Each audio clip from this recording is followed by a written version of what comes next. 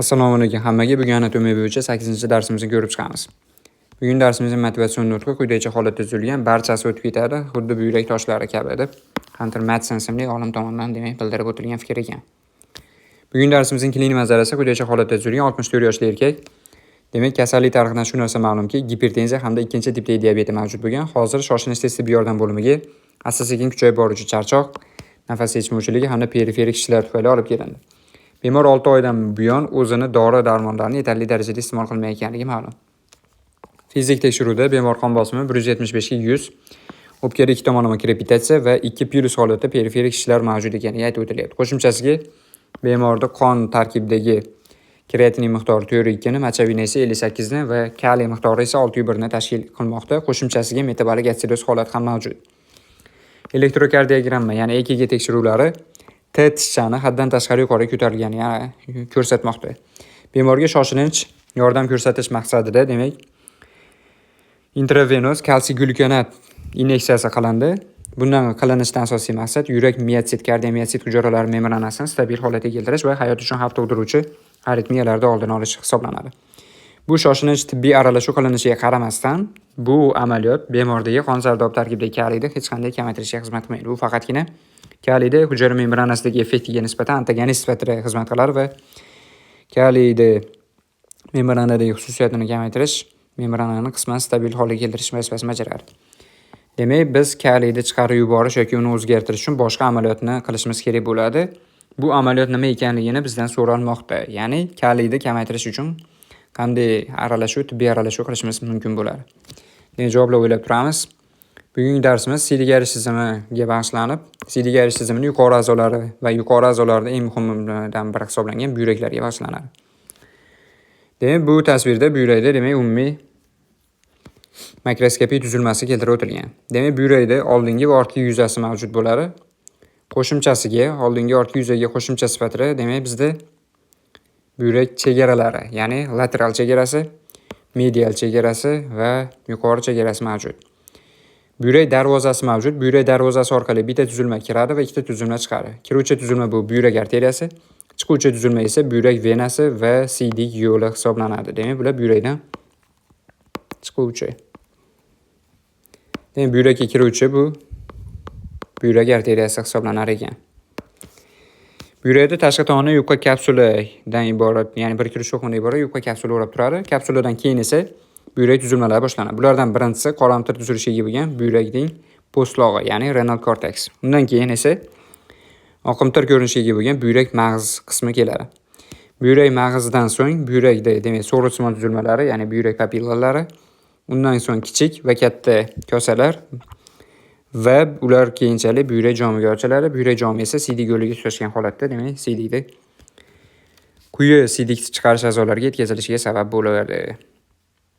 Demak, buyrak makrosirkulyatsiyasidan mikrosirkulyatsiyasiga qarab ketma-ketlik qanday bo'lishi aytib o'tilyapti. Qon buyrakka asosan abdominal aortadan chiquvchi buyrak arteriyasi orqali kirib boradi. Demak, bitta asosiy buyrak arteriyasi mavjud bo'ladi, u to'g'ridan-to'g'ri aortadan kelib chiqishi aytib o'tilyapti.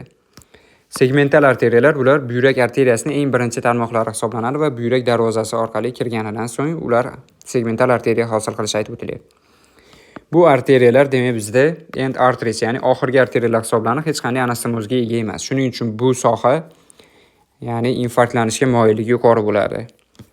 Keyingisi esa interlobar arteriyalar, bular, demak, buyrak piramidalarining oralig'idan o'tib boradi. Shundan so'ng interlobar arteriyalar arcuate artery, ya'ni yoy arteriyalarga bo'linadi. Bular, demak, piramidani asos sohasida joylashadi, piramidal base'da joylashadi. Undan so'ng interlobular arteriyaga o'tadi. Bular buyrak postlog'iga radial yo'nalishda tarqaladi va oxir-oqibat afferent arteriolarga aylanadi. Afferent arteriolar, demak, bizda glomerulus, ya'ni koptokcha tarkibidagi kapillyarlar chigarini hosil qiluvchi asosiy tarmoq ekan. Endi glomerulusdan chiqqandan so'ng, ya'ni koptokchadan chiqqandan so'ng qon tomirlar qanday yo'nalish aytib o'tilyapti. Koptokchadan chiqqandan so'ng efferent arteriolarga aylanadi va u nefron bo'ylab tarqaladi. Tarqalgandan so'ng peritubular kapillyarlar hosil bo'ladi. Bu kapillyarlar tizimi, demak, buyrak postlog'ida, demak, burama holatda joylashib chigar hosil qiladi. Asosiy vazifasi reabsorpsiya hamda sekresiya hisoblanadi. Vaza recta deb nomlangan qon tomir bu uzun soch ko'rinishidagi qon tomir hisoblanib, demak, genli qo'zlog'ini o'rab turishi aytib o'tilyapti. Demak, genli qo'zlog'ida osmotik gradientni saqlab turish vazifasini bajaradi bu qon tomirlar, lekin juda ham kam miqdordagi qonni oladi. Medullar gipoksiya, buyrak mag'iz sohasining gipoksiyasiga sabab bo'lishi aytib o'tilyapti. Demak, bizda quyida eng muhim qon tomirlar va ularda ishlash faoliyati mexanizmi keltirib o'tilgan va ularga bog'liq bo'lgan eng asosiy klinik xususiyatlar. Dastavval buyrak arteriyasini ko'radigan bo'lsak, demak, buyrak arteriyasida yuzaga keladigan kasallik bu RAS, ya'ni renal artery stenosis, buyrak arteriya stenozi hisoblanadi. Keyinchalik bu renial angiotensin aldosteron sistemasini qo'zg'atish hisobiga gipertenziya keltirib chiqaradi bemorlarda. Keyingi tuzilmamiz afferent arteriola. Demak, bu afferent arteriola prostaglandinlar deb nomlangan belak aktiv moddalar tomonidan kengaytiriladi. Ya'ni prostaglandinlar afferent arteriolani kengayishiga sabab bo'ladi. Nosteroid yog'lanishga qarshi dori vositalari esa aksincha afferent arteriolani toraytiradi va bu esa buyrakda filtratsion tezligini kamayishiga olib keladi.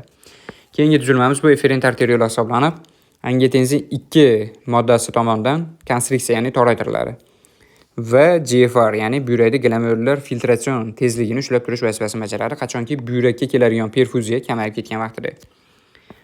Eng so'nggi tuzilmamiz bu vazorektor hisoblanadi. Buni vazifasi contour concurrent exchange vazifani bajaradi, ya'ni demak bizda osmotik gradientni saqlab beradi. Qon hamda siydik o'rtasidagi osmotik gradientni saqlab berish vazifasini bajaradi.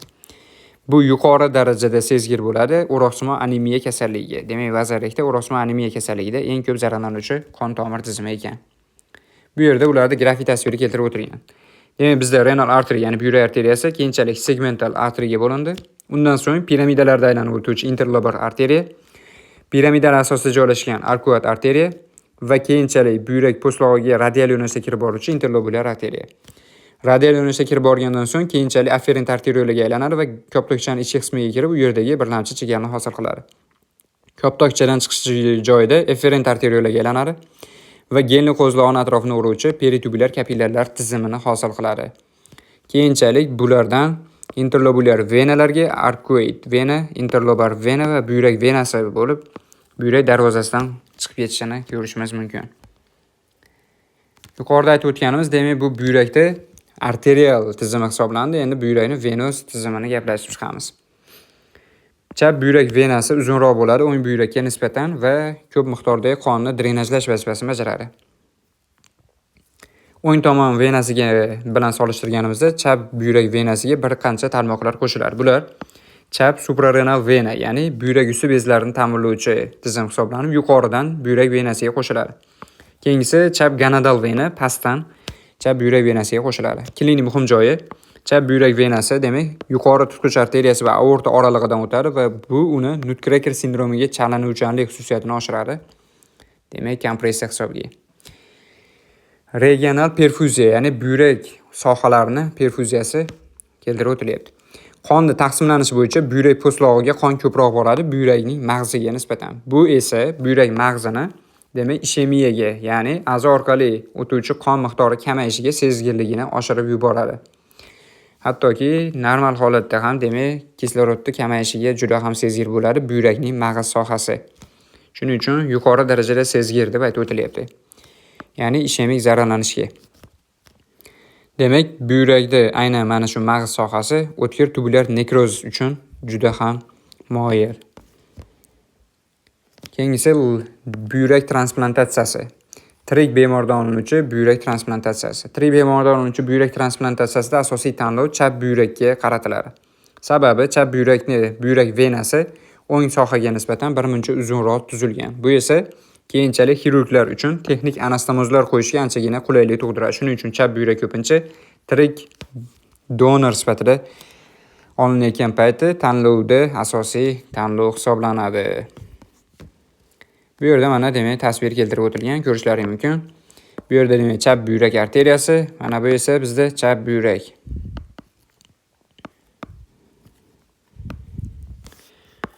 Bu o'ng buyrak. O'ng buyrak venasi, chap buyrak venasi, o'ng buyrak arteriyasi, pastki oyoq vena va abdominal aorta, ya'ni qorin aortasi. Ko'rib turganlaringdek, chap buyrak venasi o'ngga nisbatan birmuncha uzunroq bo'ladi.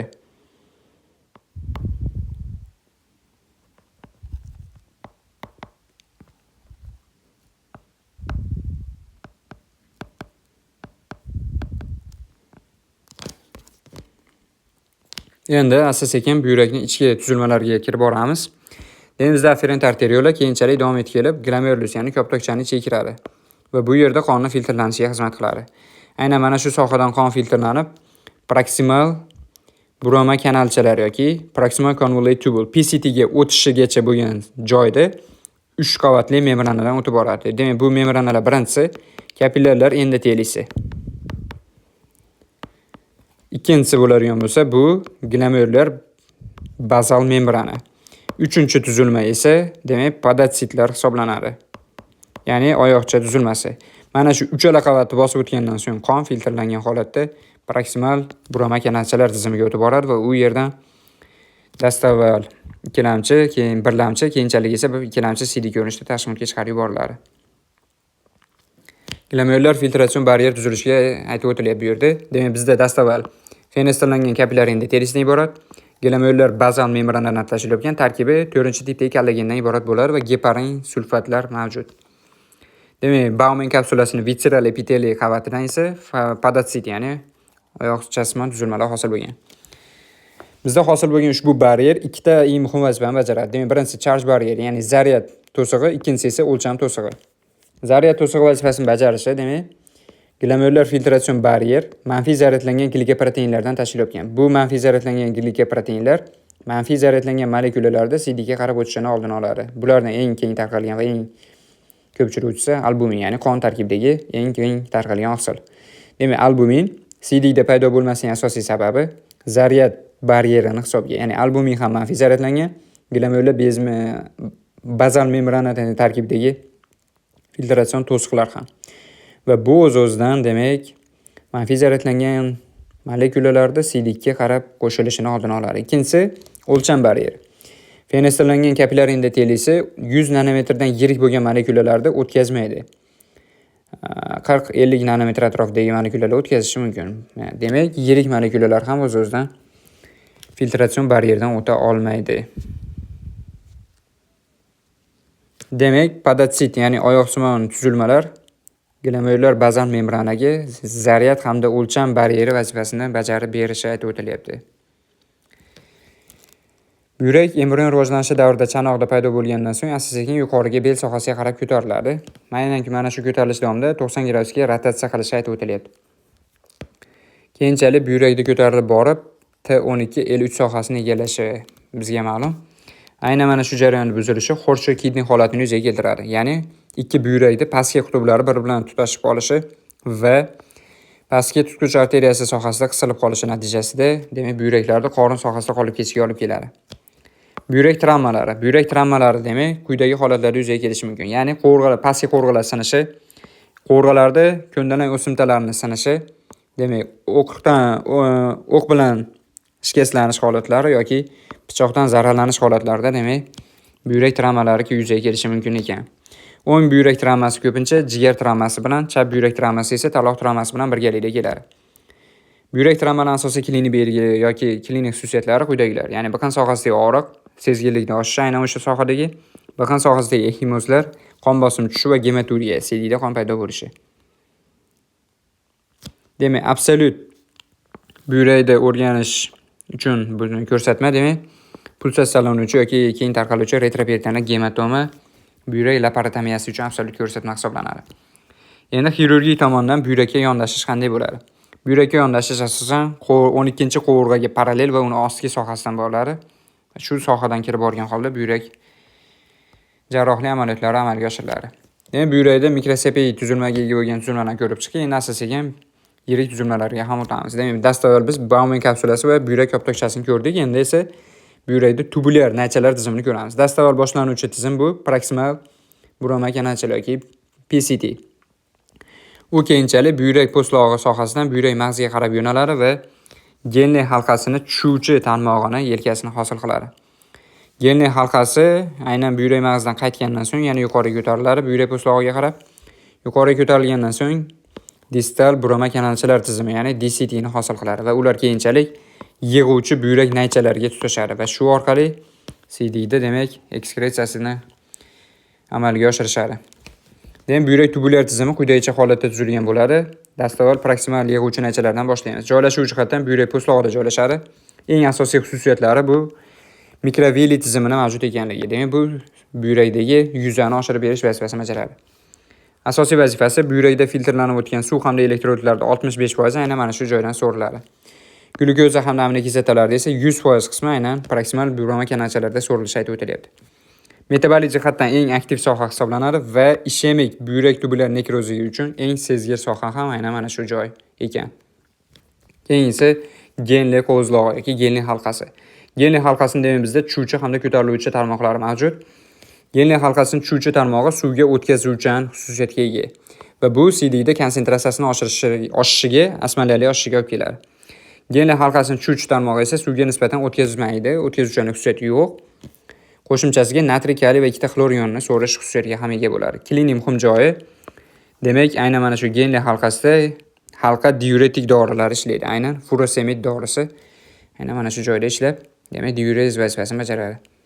Keyingisi distal burama kanalchalar tizimi. Distal burama kanalchalar tizimi buyrak po'stlog'iga qaytadi. Uning asosiy vazifasi demak kalsiy hamda natriy ionlarini filtratsiya resursasini boshqarish. Klinik muhim joyi tiazid diuretiklar aynan buyrakning distal burama kanalchalar tizimida ish faoliyatini ko'rsatadi. Demak buyrakning yig'uvchi naychalar tizimi. Yig'uvchi naychalar tizimi demak buyrak po'stlog'idan buyrak mag'ziga qarab yo'naladi. Ularning asosiy vazifasi demak suvni oxirgi reabsorbsiyasini ta'minlash, ya'ni final reabsorptionga xizmat qiladi. Bu yerda ADG, ya'ni vazopressin gormoni faoliyat ko'rsatadi va suv reabsorbsiyasini ta'minlaydi. Qo'shimchasiga aldosteron gormoni ham aynan mana shu sohada ishlaydi. Bu yerda yuqorida ta'kidlab o'tilgan har bir qismda o'ziga xos bo'lgan xususiyatlarni keltirib o'tilgan.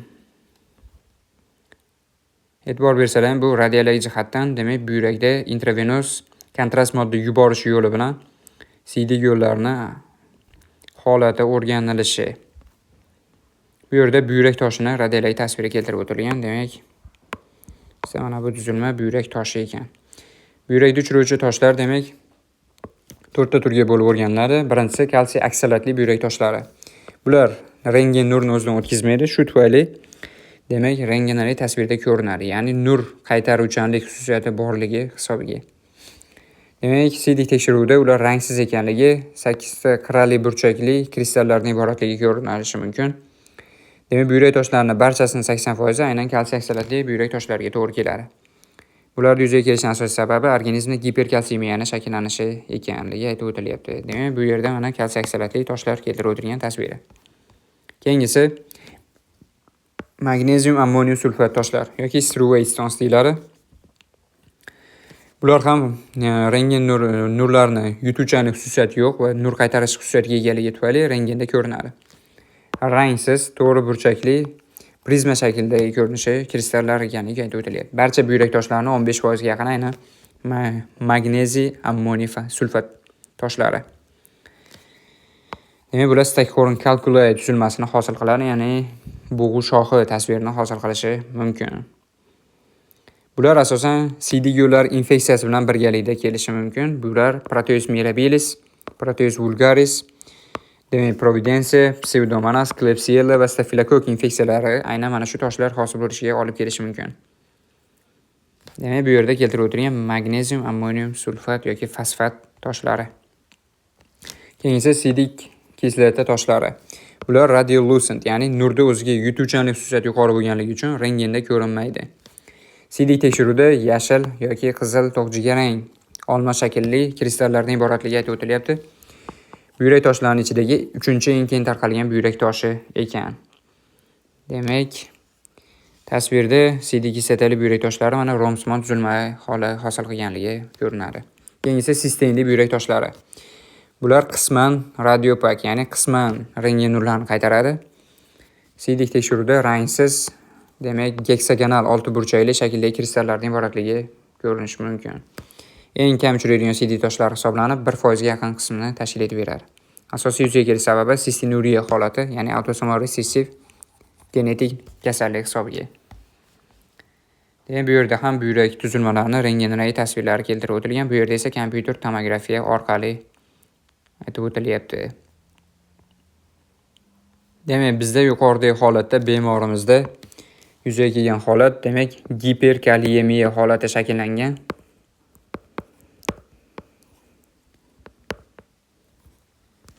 601 millimolni tashkil etgan holatda. Normada organizmda qon tarkibidagi normal kaliy miqdori 3,5 ga 5,5 millimol atrofida bo'lishi kerak. Ya'ni bizda 601 atrofida bo'lyapti. Dastlabki shoshilinch, demak, kalsiy glyukonat infuziya inyeksiya qilinmoqda.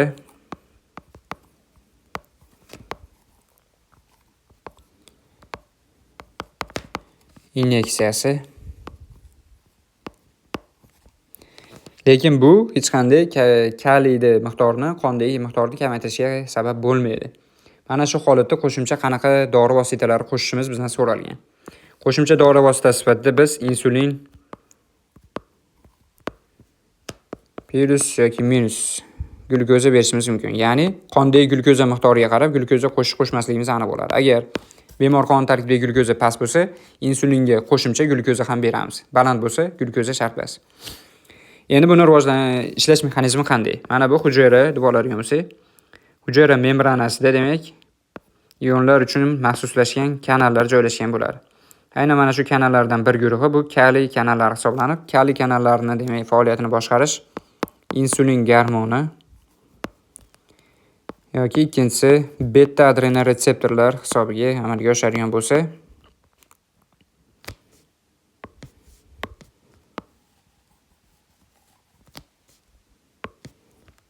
demak beta adrenoretseptorlar.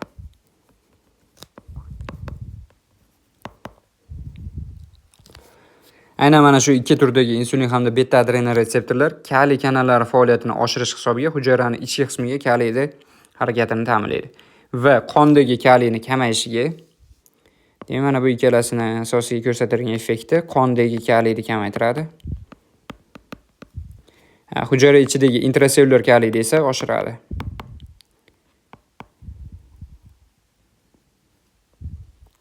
Kaliy miqdorini oshiradi. Mana shu yo'l bilan demak biz kaliyni kamaytirishga erishishimiz mumkin ekan. Ya'ni insulinni yuborish hisobiga. Demak bugungi darsimiz shundan iborat edi. Hammalaringga rahmat, sog' bo'linglar.